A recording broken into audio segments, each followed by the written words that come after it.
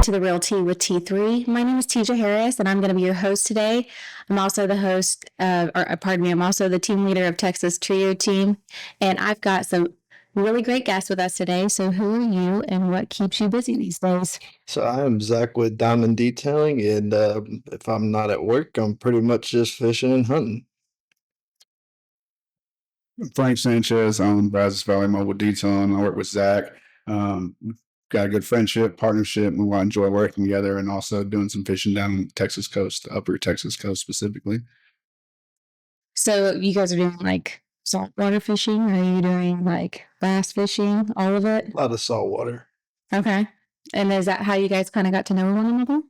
Yeah, actually, we met a lot of my friends actually doing a lot of fishing, speckled trout, redfish, flounder, the big Texas game fish. Something I've just kind of always enjoyed and been drawn to be honest. That's awesome. And so let's see here. Okay. So I want to ask you about your business. What got you started? What specifically do you do? And what areas are you servicing? So what got me into detailing was my brother owned a off-road company out of Tomball, and we always were going to truck shows. So when we had to go to truck shows, everything had to be cleaned. And when I was probably 14 at the time, and I was going out there and cleaning all the trucks. We let them on the trailers and take them over there. And one day I was having a bad day, and he was like, "Well, what do you want to do?" And I was like, "Well, I have a passion of cleaning cars." And so from there, it kind of took off, and we got all the equipment, and I just kept on going and didn't really expect it to become what it's become. And now I'm looked at for a lot of people as in the top in my game, and it's just all about staying active. You just got to chase it. It's one of those things. If you want it, you got to go get it, and somebody else will if you don't.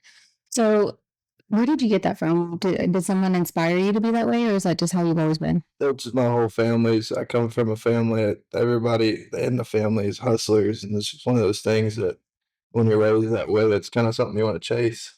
Do you think that that's changed? Like, do you see that a lot in your generation? Because I mean, like you're younger, and like, I'm just curious, like, what your feedback is. Compared to my generation, I feel like it's definitely changed, sadly. You don't see a lot of people my age that really want to go out and actually work. They just want to sit at home and get paid kind of thing. Mhm. And so growing up and growing up, Bruno, I saw a lot of that, and I didn't want to be a part of that. I wanted to be different from everybody else. So everybody was playing football and sports and everything, and I was by junior year getting out at 1 o'clock and going to work. Right. And then by senior year, I was getting out of school at 10 o'clock going to work because that's what I wanted to do. Right. And So, I mean, when you're young like that, it's really hard to, imagine and then go out and create an actual business. So, is that how you two kind of connected with one another? I would say yes. Yeah. Zach's got a lot of experience. I got into business for myself later in life. But I learned quite a bit. So our skill sets kind of match up together where he's got a lot of hands-on experience, big clientele, but maybe I'm a little bit more savvy in regards to sales, how to quote things, how to put a business together to get, profitable payroll going. Right. And so a lot of the time, like you kind of have a yin and the yang. So you guys kind of have that relationship going on. Like you're building the relationship, you're, doing all the work, every single day, but you needed that kind of back end kind of help, right? Yeah. I mean, So walk us through that experience for you. Like how are you helping Zach with that? I would say we do a good job working together, communicate well with each other, and in regards to like getting your schedule put out to where you got a backlog, not just you're booked 1 week in advance, 2 weeks in advance. You got things constantly coming down the pipeline, and then you can also create a little bit more diversified what you can do as well. You already got a pressure washing business, but you can go ahead and start doing some housing siding. You can go ahead and do some surface cleaning, and then it's just coming up with finding the right customers, quoting them a good price. That way you can provide a high quality service for your customers in that region. Right. So what regions are you guys covering? We're covering basically all the way from Belleville to College Station. anything Washington County, Austin County, Waller County. He personally handles Brazos County and like the Magnolia areas. I try to stay around Washington County, but I mean, we've done jobs. I've done jobs 4 or 5 hours away. Mhm. I mean, it all depends on what they have for me. That's that part of the advantage of us working together is to where we can cover a broader region. Because he's in one area, what I would basically call the South Zone, and then I'm gonna come more in the northern region. But collaborating together, we can get a lot more done and get a lot more covered, especially with both of our experience together. Right. So I want to ask what got you inspired to get into being an entrepreneur and starting a business? Always work for somebody else. I always work for somebody else. And anytime you work for somebody else, while there's a lot of security in that, and it does feel good to have that security on a regular basis, you're not always going to get the biggest piece of the pie. And it is stressful and it can be frustrating to make sure you got everything coming in to be able to provide for our families. But at the same time, if you don't take those risks, um, you may not get the return that you want. Right, for sure. And so, what is one thing that you wish that people knew about the kind of work that you do and behind running a business that you do? Like, what is one thing that you wish others knew? The big thing for me is I feel like when a lot of people think of getting their car detailed, they're thinking you're just taking a bucket of soap and a sponge with a water hose, but the work that we produce and that we give out is more. I mean, it took me years to get to the level that I'm at, Mhm. to understand how to do everything the proper way. And so I think the thing a lot of people don't really take into consideration about detailing is, we're spending two guys 2 to 3 hours on a vehicle, but we're doing start to finish, like you're going from an old vehicle to a brand new vehicle. I think something that a lot of people don't realize about being a business owner is if I work an 8 to 5, when I get out of work, I go home and take a shower and I sit on my phone for 2 hours doing more business, making Facebook posts, reaching out to clients. I have clients that call me at 12:30 at night when I'm sleeping for emergency details. So it's like a lot of people don't understand that when you're getting paid is not the only part of your business. You have to work outside of getting paid in order to get paid. And a lot of people nowadays, I don't feel like appreciate that. Sure. And so, I mean, walk us through like the difference between like just running through a car wash, which is quick and easy for people, versus what you were doing on a day to day. So when you run through a car wash, for one, you have the problem of you're getting scratches from the brushes, and then you have chemicals that they overload some of the chemicals to where it can hurt you and affect your paint. When we do it, we're doing a complete wash. We're getting rid of any of the brake dust and anything that can damage your wheels and whatnot. We're removing all the bugs. So we normally do a foam cannon hand wash. So we're having to degrease everything down, spray it down with soap, hand wash it, and then let it dry it. And then on your interior, with a car wash, it's not getting your door jams. All you're gonna have at the car wash is a vacuum. We're wiping down your whole interior. We're doing your windows inside and out. We're touching up your door jams. We're moving the seats forwards and backwards to get up underneath the seats because a lot of people don't realize how much stuff is under there. And then like motor bays, you're not gonna get your engine sprayed down at a car wash. That just doesn't happen. Right. And So when you said you do new cars, like, are you going in like with a dealership as they're getting ready to sell it, or like? we do have dealerships. I used to actually do the whole lot, but now I have dealerships that specifically call me whenever they need something done like a certain way. If they're going to sell to a high-end client and they have a truck that they want ceramic coat or anything like that, a lot of dealerships call me and we'll take care of that for them because that's stuff that they can't personally service. Right.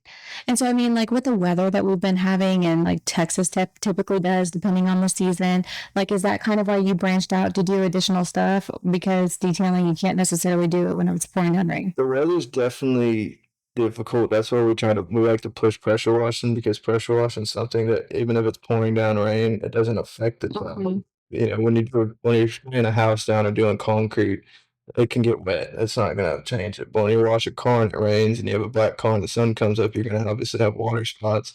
So lately with the weather, we've been pushing pressure washing. We do window cleaning inside houses, not just the outside. But also when it rains, a lot of the times me and him will get together and we'll go out and we'll market and we'll go talk to new clients and go drop cards in mailboxes and stuff like that. I mean, the biggest thing to be successful is you got to stay busy. Right. If it's raining 3 days, it doesn't mean to sit in bed for 3 days and cry about it. You have to get up and go get it. Yeah, 100%. And so I want to ask your insight into he's out there working and doing all that, but for a typical business owner, there are so many pieces that go into it. You've got your time blocking, you've got your payroll, you've got your social media management and all of that. So like, what would you suggest to, like, what are some things that you're implementing for your systems that would help someone else? customer response. As soon as somebody gives you a call, go ahead and respond to them immediately. Mhm. That's the biggest thing. When they're ready to go, they're usually ready to go, agree on a price, and move forward from there. Right. And then the other thing is too, is like you might get that lead or get that customer that you're talking to, but then there's no follow up. Like they get lost if you're really, really busy. So there are things that you're doing to systemize, your lead intake or your customer intake. So nothing drops off. The most important thing for me that kind of changed everything for me was writing things down. If I write things down on a piece of paper and write them 1, 2, 3, give myself an order I need to go in to check those, that has completely changed how I organize everything. It's just super helpful because it's one thing to just have kind of random thoughts throughout your day, like I need to do this, I need to do that.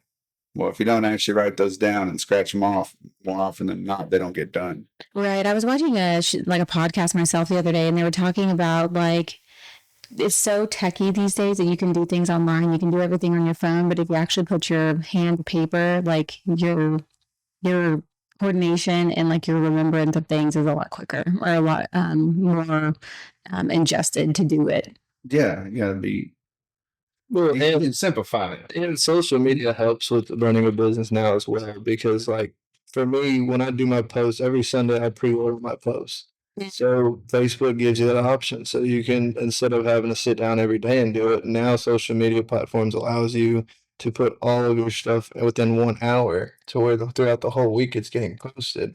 But like as far as communication in our industry, detailing is one of those deals where if you don't reach out to that client within a day, they're gonna have another person doing it. Absolutely. So that's I do the same thing that he was talking about. I have a notebook in my truck that I keep and I write everything down and I'll tally what day they wanted to do it because on average we're having at times 30, 40 clients calling us a week and they want to get done that week. A lot of people don't call in advance. They're like, hey, sorry, it's last minute. Can you get it done this evening? Just me. I do. I wouldn't even call that like that. So let's dive into the social media aspect of it. I mean, there's so many platforms that, and every single platform has kind of a different niche depending on the demographic that you're targeting. So, like, which ones are you on? I'm strictly on. I have a very good following on Snapchat.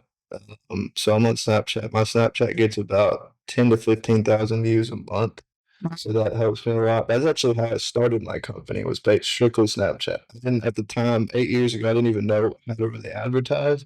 So I was strictly just I would sell 5 jobs a week on Snapchat. I thought I was really doing something then. Outside of that, I would say it's by word of mouth, Snapchat, Facebook. I did Okay. not associate with Instagram.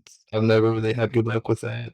Facebook's my go-to because our industry, it's more of like an older crowd that want to get their cars done. So on Facebook, that's where everybody's looking. Mhm. And so I go on Facebook and I share a certain amount of groups every week and I make sure people see it. And I mean, even after doing that, you still have people that'll go a day later, like, hey, looking for a mobile detailer, anybody recommend? And it's one of those things. I've been very blessed on Facebook. I get 10 to 15 tags anytime someone's asking. And I think that's what's built this company the way it has. He personally uses other apps. Yeah. I'm trying to build mine out. He can really tell you more about that because I don't know. He gets a lot of exposure on his social media. Yeah, he absolutely does. And so, I mean, speaking of which, like, is that how you landed your first job? Was like a social media post, or was it just being somewhere? So actually, my first job, my mom owns Carol's Ice House. So I used to go up there and I would walk around and talk to all of her clients that were in there. And that's how I actually got my first customer. Just go to the bar and be like, y'all's cars are dirty. What's crazy is when I first started, it was charging $40 inside and out for a detail. I would spend 5 hours on that one day. I had to shout at my mom for that because my mom was literally floating my bills for like a year because That's what moms do, you know? she knew I had it in me, but I was like, I'd go up there, I'd sell, I would think $180 in a week. I was like, oh, I'm really doing something here. I don't even have enough money to get gas and go down the street. That's how I actually started. And then from there, so 2 years after I started, it's when social media kind of took off for me, like a bigger platform. Um, my platform on Snapchat's mainly big because I'm in the show scenes. I go out to truck shows and I talk to people there too. I'm like, hey, you have a nice truck, let me clean it, Yeah. And I'll even give them discounts. I'm like, if you let me clean it, I'll give you like $25 off. I'm just trying to put my name out there. I want good pictures for social media kind of thing. And that's what's worked for me personally. So your mom has a really successful business. Was she kind of pushing you of like, hey, you need to charge more? She told me that from the get go, and I'm really big on I'll listen to people's opinions, but I don't really listen if it makes sense. Like I'm very strict on my opinion. I have a lot of people. He's told me, my mom's told me, her family's told me like you need to go up, and I honestly didn't go up because I was worried I was going to lose business. Right. It was the biggest thing. I was like, I'm doing good. I have clients coming in. If I charge too much, am I going to miss jobs? And so I held myself accountable for that for like 3 years. And actually, this summer, the last summer and this summer were the two times I was like, okay, once you get so much clientele, and it's like it's time. Right. And so you guys recently had like a car show over there, right? So, You hosted it. yeah, it was actually in memory of my brother that passed away. Was that like how was that? Like was it hard for you or was it like Him passing away. I mean like doing something like in memory of him because I know it was hard. Like I wouldn't say it was hard because if we're being honest, every day I wake up, I live for him. So like my company to me is for my brother. I right. don't wake up every day and run diamond detailing for Zach or Sienna. I run diamond detailing for him. And so like that's my biggest motivation for what I do. And like my family is on top of everything. So like when I go into a job and I land a big client and all that, and I host church shows and stuff, it's all in memory of them. It's never about me. Right. And so is that how do you get through that on hard days? Like what gets you up? Because you're a go-getter, you're gonna go do things, you've affirmed that. So how are you getting through the hard days like when you don't feel like getting up?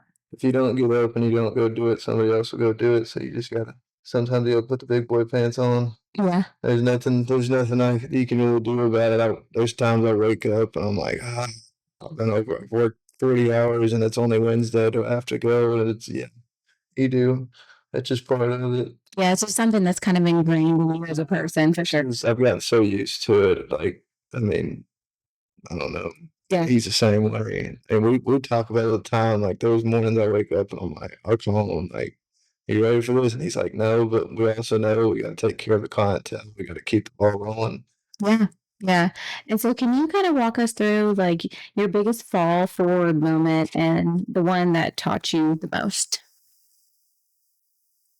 It's failure. Failure is always what's going to drive you. Can you move your mic up to you a little closer? Like Right here. that is much better. So, I mean, failure is pretty much you can't win until you learn how to lose. If you just take losses hard every time, you're gonna have a hard time moving forward.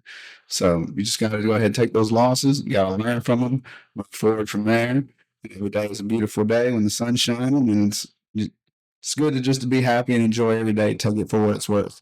If you wake up happy and healthy and strong, and all your people are good, then that's more than enough reason to get up and have a good day, no matter what you do. Oh, 100%. So do you believe in like you have to have a breakthrough to have a breakdown to have a breakthrough? Or do you think that it's just always sunny all the time? I think for most people, you experience some loss before you go through something good. I'm pretty sure anybody that's had success has gone through some losses before they have their success. Absolutely. And so how do you stay ahead in the market that's so competitive and always evolving? Stay active. Stay active, keep moving, keep coming up with new ideas, keep introducing yourself to people, keep being sweet, kind, providing high quality services, and try to have a good day every day. Right. And so I want to ask you, sir, like what makes you different than everybody else? Like as far as your business and like such a competitive market? Timing. So we there's I don't I'm not talking bad about any company, but I don't believe there's a company that we're competing with that can keep up on the level that we're on. For instance, we did a job 2 months ago and quoted them the same price as everybody else, and apparently everybody else needed the vehicle for 2 days. We had it done in 4 hours. Mhm. And I was with two guys. They needed 2 days of 4 guys. It's in our industry. It's you got to be fast. You can't do. You're not going to keep up with 3 to 4 vehicles a day. Or you got to do 10 vehicles a day because if you don't do 10 vehicles on that Monday, by the end of the day, Monday we've had 6 phone calls. So the biggest thing in my industry is just staying on top of it. If I have to work weekends, like I don't mind working holidays. There's times where I won't be able to be with my family on holidays. I've had to cancel vacations. it's all about staying on top of it, doing as much work as possible.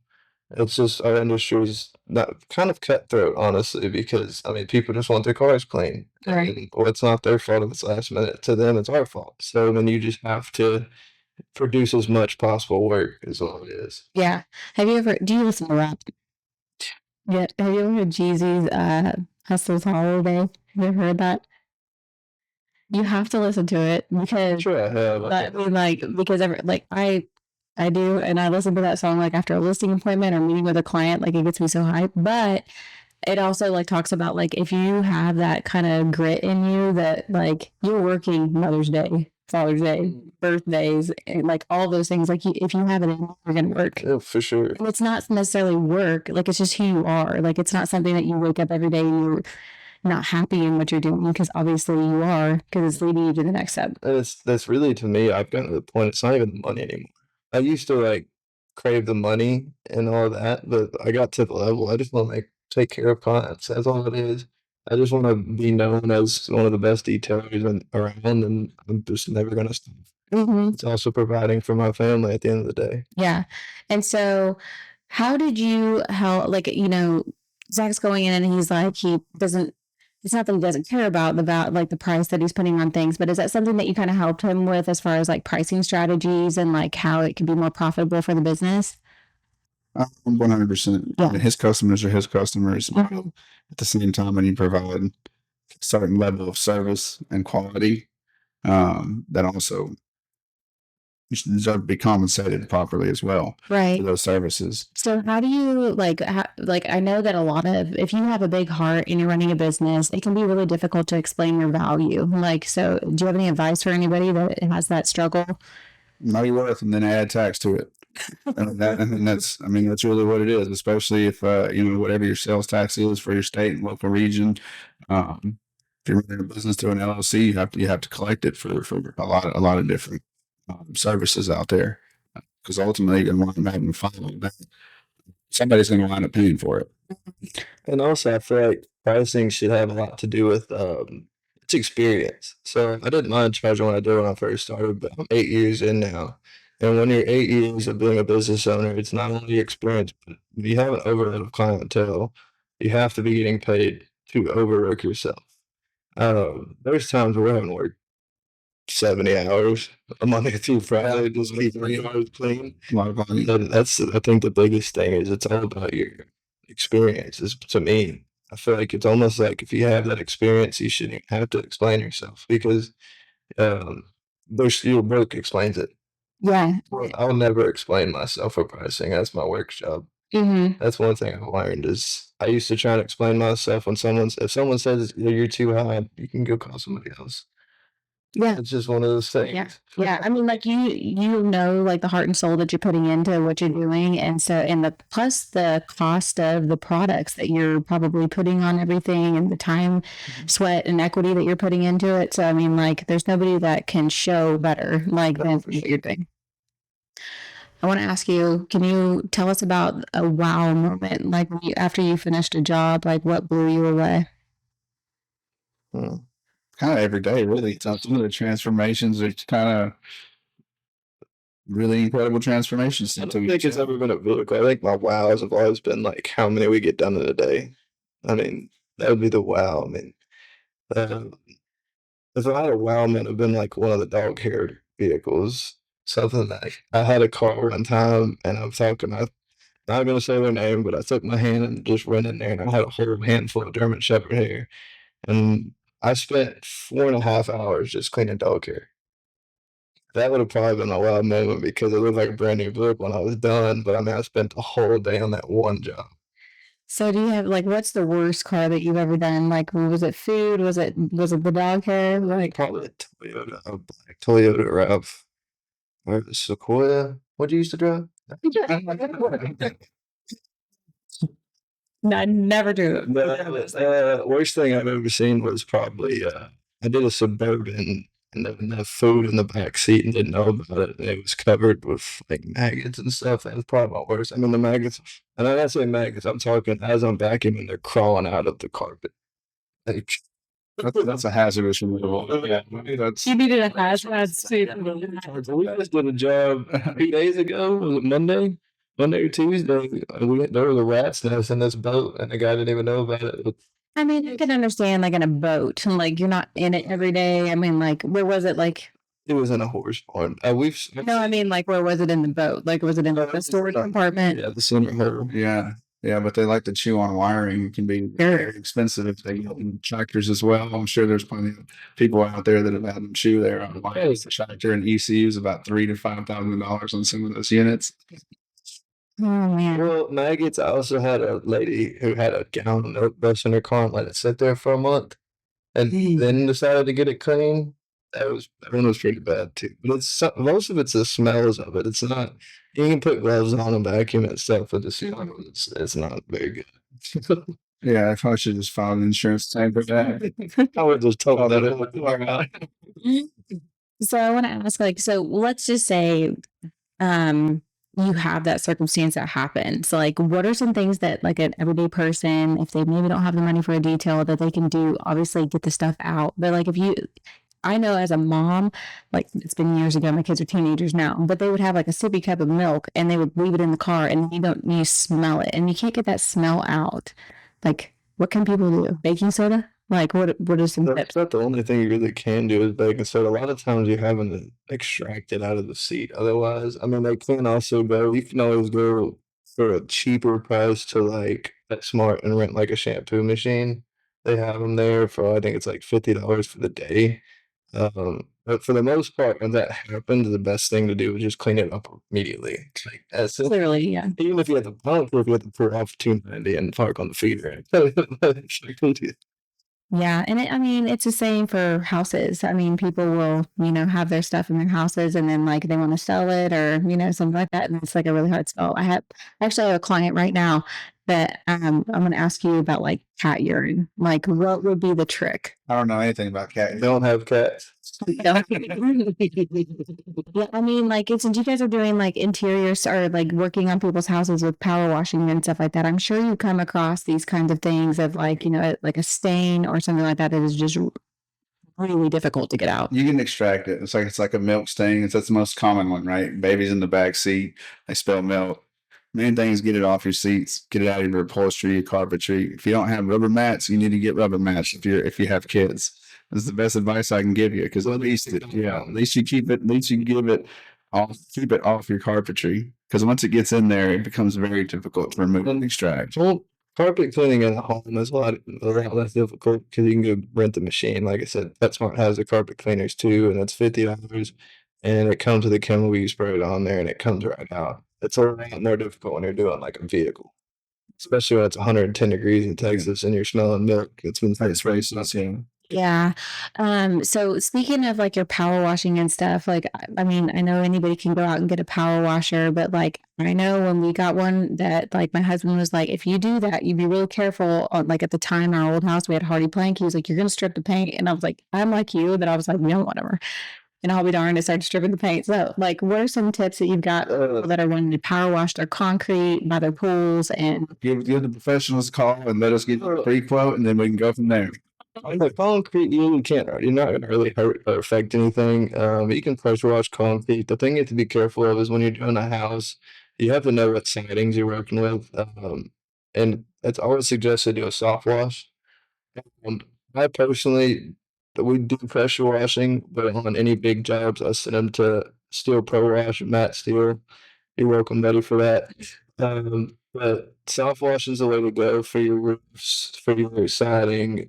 Unless you have a brick house, I mean, I wouldn't put pressure washer on it. You've learned that. yeah, I don't have that house anymore, but it's a lesson learned.